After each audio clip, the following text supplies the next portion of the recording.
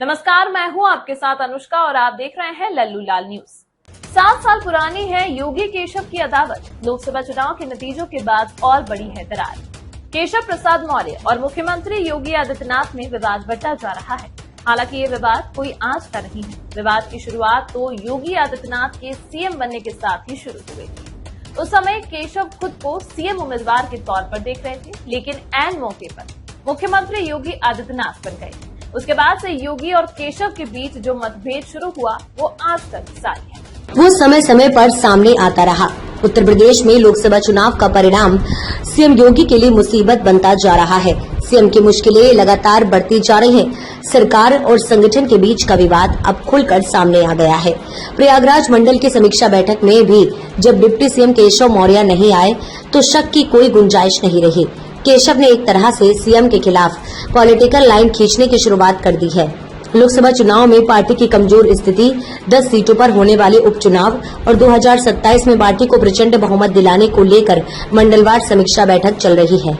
बैठक में सीएम योगी सहित पार्टी के सभी वरिष्ठ नेता और मंडल से जुड़े पार्टी के पदाधिकारी भाग ले रहे हैं, लेकिन केशव मौर्य किसी भी बैठक में शामिल नहीं हुए। उस बैठक में भी डिप्टी सीएम केशव प्रसाद मौर्य शामिल नहीं हुए।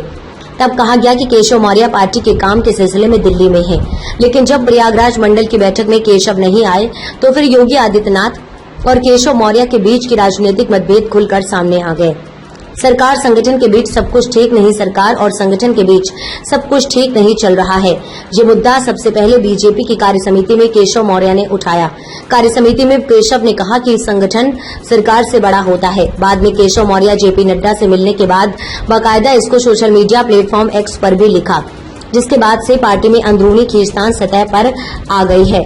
अब पार्टी के विधायक भी इस मुद्दे पर खुलकर बयान देते नजर आ रहे हैं। केशव प्रसाद मौर्य से जुड़े सवाल के संबंध में विधायक नंदकिशोर गुर्जर ने कहा कि दुर्योधन केशव को बांधने चला था, खुद निपट गया है। केशव जी का अपना एक अलग जलवा है। संगठन हमेशा बड़ा होता है। अगर संगठन नहीं होगा तो विधायक नहीं होंगे, सरकार कैसे बनेगी।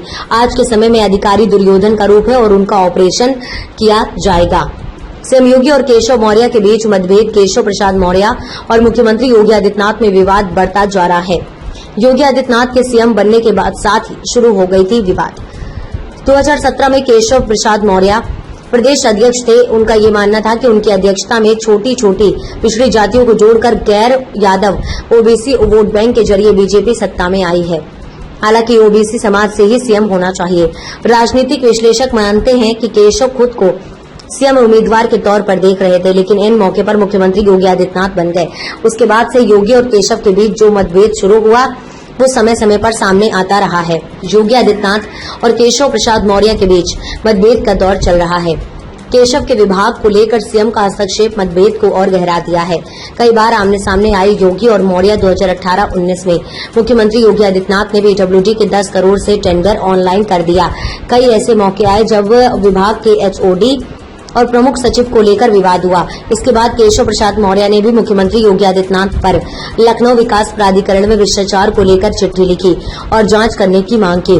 22 के विधानसभा चुनाव के पहले भी केशव प्रसाद मौर्य ने मुख्यमंत्री पर तंज कसते हुए कहा कि सरकार से संगठन बड़ा है और संगठन की हर बात सरकार को माननी चाहिए। 2022 के चुनाव में सिराथू से केशव के हारने के बाद केशव का सीएम योगी से संबंध अच्छे होने की संभावना पर विराम लग गया। 2022 में फिर से बीजेपी सत्ता में आई तो योगी आदित्यनाथ दोबारा मुख्यमंत्री बने। सिराथू से चुनाव हारने वाले केशव प्रसाद मौर्य फिर सीएम बनने से चूक गए, जिसकी कसक अभी बाहर है।